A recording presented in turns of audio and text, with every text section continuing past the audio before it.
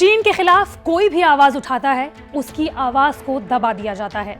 Uyghur मुसलमान हो या फिर तिब्बत के निर्वासित लोग, और अब इसका ताजा शिकार हुए हैं अलीबाबा कंपनी के मालिक, दुनिया के सबसे अमीर शख्सियतों में से एक जैक मा।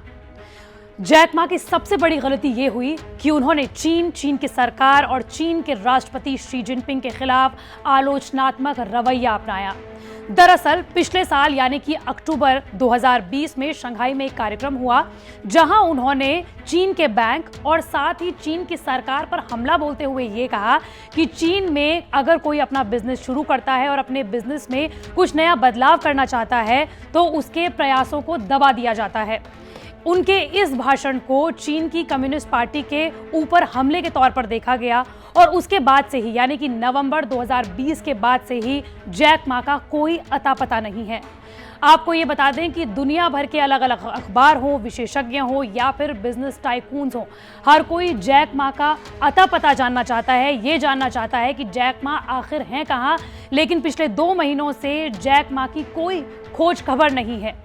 आपको ये बताते चलें कि जैसे ही शंघाई में जैक मा ने आलोचनात्मक रवैया अपनाया चीन की सरकार और खास तौर पर चीन के राष्ट्रपति शी जिनपिंग के खिलाफ, उसके ठीक तुरंत बाद चीन की सरकार ने उन पर अलग अलग तरह की कार्रवाई करना शुरू कर दिया।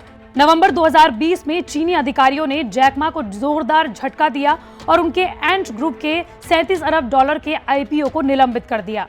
आपको ये भी बताते चले कि अमेरिका के अखबार वॉल स्ट्रीट जर्नल के मुताबिक ये आदेश सीधा चीन के राष्ट्रपति शी जिनपिंग की ओर से अधिकारियों को गया था। साथ ही चीन के अधिकारियों ने जैक मा को सीधा नोटिस दिया था कि जब तक उनके खिलाफ जांच पूरी नहीं हो जाती वो चीन छोड़कर वापस नहीं जा सकते और कहीं भी नहीं जा सकते।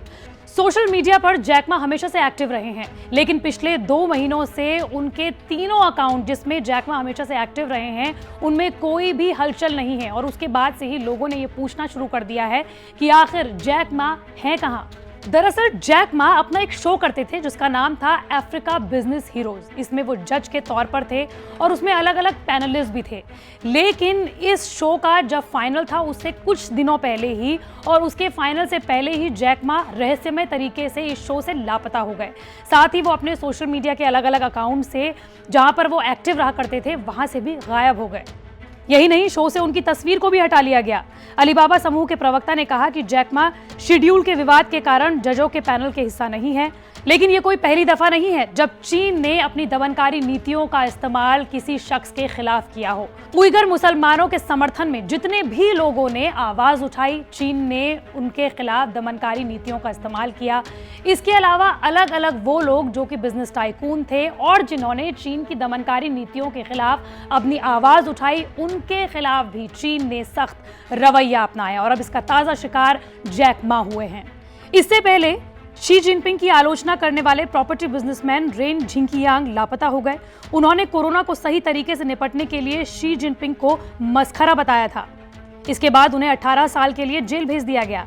इसके अलावा दूसरे अरबपति शियान जियान हुआ साल 2017 से नजरबंद हैं। हालांकि जैक मा के खिलाफ अगर चीन कोई भी कार्रवाई करता है तो उसे दुनिया को जवाब देना पड़ेगा, क्योंकि जैक मा सिर्फ चीन के ही नहीं बल्कि विश्व के तमाम अलग अलग लोगों के लिए एक उदाहरण है।